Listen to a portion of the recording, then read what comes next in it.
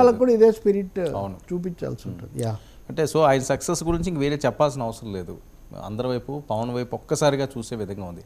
అయితే దీన్ని బేస్ చేసుకుని తెలంగాణలో రాబోయే రోజుల్లో జనసేన పుంజుకునే అవకాశం ఉంటుందా? జనసేన మళ్ళీ లోకల్ బాడీలోని వీటిలోని యాక్టివ్గా బీజేపీ తోటి వెళుతుందా అన్నది చాలా మందిలో ఉన్న ప్రశ్న. అక్కడ సక్సెస్ అయ్యింది పవన్ కళ్యాణ్, అందరివాడు తెలంగాణలో కూడా ఆయనకి విపరీతమైన ఫాన్ ఫాలోయింగ్ ఉంది, మెగా ఫ్యామిలీ కూడా ఉంది.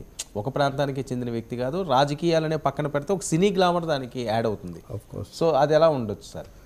వర్మ గారు, మన ప్రజలు కానీ మీడియా కానీ విజయాలను గుర్తుపెట్టుకుంటారు, పరాజయాలను మర్చిపోతారు. ఓకే, తెలంగాణ ఎన్నికలు ముందు జరిగాయి, ఆంధ్రప్రదేశ్ ఎన్నికలు తర్వాత జరిగాయి. తెలంగాణ ఎన్నికల్లో కూడా జనసేన పోటీ చేసింది, బీజేపీ మద్దతుతో పోటీ చేసింది. అది కూడా చాలా నామకార్థమైన ఓట్లు వచ్చాయి జనసేనకు తెలంగాణ శాసనసభ ఎన్నికల్లో. అప్పుడు కూడా అయితే పవన్ పెద్ద ప్రచారం చేయలేదు, అదంతా నిజమే. కాబట్టి తెలంగాణ ముఖ్యంగా ఖమ్మం జిల్లా లాంటి చోట ఎక్కువ ప్రభావం ఉంటుందనుకున్నారు, హైదరాబాద్ నగరంలో ఉంటుందనుకున్నారు, ఎక్కువ ప్రభావం చూపించలేదు. నిన్న కొండగట్టు దగ్గరికి, ఆంజనేయ స్వామి దగ్గరికి పవన్ కళ్యాణ్ వస్తానన్నప్పుడు కూడా ఈ ప్రశ్న వస్తుందని భావించాము. ఆయన వచ్చారు, వారాహి అక్కడే కదా మొదలు పెట్టారు. కాబట్టి ఆయన అక్కడ మాట్లాడుతూ ఇక్కడ కూడా పని చేస్తాం కలిసి అని ఆయన ఒక మాట చెప్పారు. అంతకుముందు ఒక కార్పొరేషన్ ఎన్నికల్లో అసలు పోటీ చేయకుండా మద్దతు ప్రకటించారు, ఇంకొక ఎన్నికల్లో ప్రకటించిన అభ్యర్థులను కూడా వెనక్కు తీసుకొని మద్దతు ఇచ్చారు. మొన్నేమో అసెంబ్లీలో కలిసి పనిచేశారు, లోక్సభలో బీజేపీ వాళ్ళు కలుపుకోలేదు. సో ఇది నేపథ్యం. ఈ నేపథ్యంలో పవన్ కళ్యాణ్ నిన్న స్టేట్మెంట్ ఇచ్చాడు. మీరు ఇంకొకటి కూడా యాడ్ చేసుకోండి, చంద్రబాబు నాయుడు కూడా తెలుగుదేశం పార్టీని తెలంగాణలో మళ్ళీ పునరుజ్జీవింపజేయాలని వాళ్ళతో సమావేశాలు పెట్టడం, నేను అప్పుడప్పుడు వస్తూ ఉంటాను, మీకు సహాయంగా ఉంటానని చెప్పడం జరుగుతుంది. సో తెలంగాణలో ఒక ఎన్డీఏను పునరుద్ధరిస్తారా, ఏర్పాటు చేస్తారా అనే ఒక ప్రశ్న రాజకీయ వర్గాల్లో ఉంది. కాదు అసలు బీఆర్ఎస్తోనే లోపాయకారిగా ఉంది, ఇంత పిక్చర్ ఇలా ఉంది.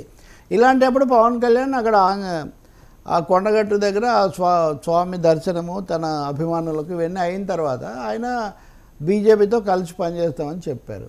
బండి సంజయ్ కేంద్ర మంత్రి, మాజీ అధ్యక్షుడు, ఫైర్ బ్రాండ్ బీజేపీ లీడర్, ఆయన ఏమన్నారు, ఇవన్నీ మేం చెప్పేవి కాదు, ఇవేంటే ఆయన వాళ్ళ అధ్యక్షుడు ఆయన చెప్పాడు, కానీ మా పార్టీ అధ్యక్షులు నిర్ణయించాలి, మా జాతీయ అధ్యక్షులు నిర్ణయించాలి, రాష్ట్ర అధ్యక్షుడు కిషన్ రెడ్డి గారు నిర్ణయించాలి అని. అంటే పెద్ద ఉత్సాహకరంగా బండి సంజయ్ స్పందన లేదు, నామకార్థంగా కూడా లేదు, పెద్దగా చాలా మొక్కుబడిగా అదే వాళ్ళు ఏదో చూసుకుంటారులే అన్న పద్ధతిలో ఆయన మాట్లాడారు.